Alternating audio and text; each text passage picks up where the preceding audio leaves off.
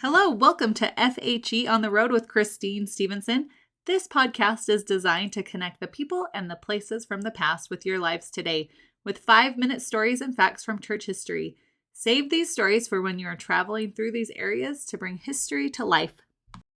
Okay, welcome back to FHE on the Road with Christine. Today I'm going to tell the story of Lorenzo Snow almost drowning on his way on a mission to Hawaii. So I thought this story was so incredible. I don't know how common it is, how many people have heard it, but I don't think I'd really ever heard it before. And it's so incredible. So here is the story. Lorenzo Snow is the 5th prophet of the Church of Jesus Christ of Latter-day Saints, and he was baptized at 22, and he served many missions. And he crossed the plains with the pioneers and helped establish towns and cities and traveled the world. Each different assignment and calling was a chance for Lorenzo to lean on Heavenly Father, and he knew that Heavenly Father would take care of him. One of those challenging assignments was when Lorenzo was called to the Sandwich Islands, now known as Hawaii, to oversee the work of the area. Lorenzo traveled with a small group of men consisting of Ezra Benson, William Clough, Alma Smith, and Joseph F. Smith. The men traveled across the ocean on a large steamship, and it made it to the island of Maui on the morning of March 31st, 1864. When the steamer had taken the group of men close to the island of Maui, the men were to change to a small ship to be able to get the rest of the short distance to the island. When the men were going to change ships, the ocean waves were large and dangerous, and the men were nervous. The captain of the large steamer was transferring ships with the men and assured them that there was no problem, that they would all be safe.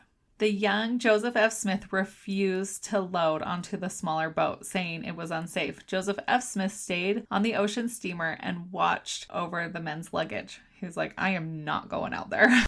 But the rest of the men decided to take their chances, and they listened to the captain of the ship, and they were like, okay, well, if he says it's safe, and they didn't know a lot about ocean waves, it all probably looked scary, and they loaded into the small boat, and it capsized. The men all made it aboard the small boat before it capsized. It was only moments later that a massive wave struck the boat, lifting the back end out of the water, and the boat sped rapidly towards the reef, where it caught another wave that raised its back end so high that the oars no longer touched the water. When the wave broke, the boat swung around and capsized, plunging the men into the churning swells. For a moment, there was no sign of the passengers when William, Ezra, and Alma surfaced, gasping for air, and they swam to the overturned boat. The men looked around for Lorenzo and the captain, but they were nowhere in sight. Some Hawaiians saw the accident from the shore and immediately came to the rescue. As some rescuers fished William, Ezra, and Alma out of the water, the others dove in, searching for the 2 missing men. The divers quickly found the captain laying on the ocean floor, but there were no signs of Lorenzo. Suddenly, William spotted a Hawaiian man swimming towards their boat, dragging Lorenzo's body behind him. They swung the boat around, and William and Alma pulled the apostle out of the water and placed him face down across their knees. His body was cold and stiff. He was not breathing.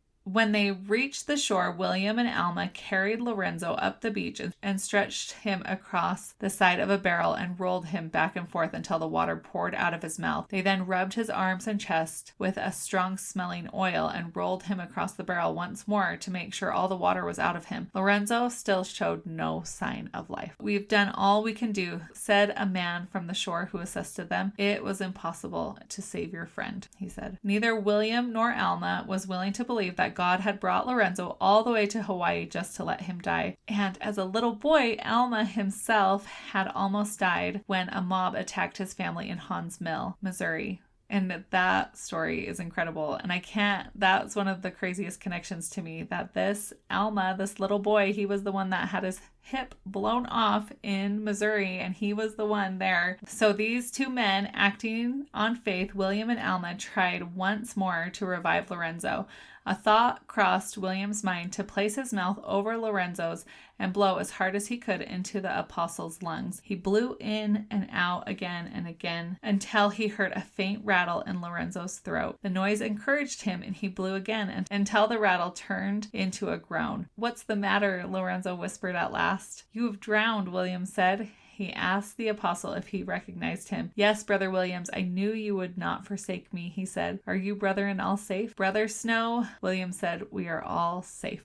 I love the faith of these young missionaries. They were like, there is no way that Heavenly Father would get him all the way out here to this island just to die. There is an important work for Lorenzo to do out here. I love that Heavenly Father will not leave us alone, that he'll help us and protect us, and everything will eventually work out. And so I thought this story was pretty cool. I can't believe that Alma Smith is the one that was there with Lorenzo Snow. He had such an important work to do, and I'm thankful for his mom back in Missouri that she had the faith to help him be healed. And I love that our Heavenly Father is so generous with us that he helps us and guides us and directs us, and he has not left us alone, even in these extreme trials. Anyway, so hopefully you learned something. I love this story. I think it's incredible. Thanks.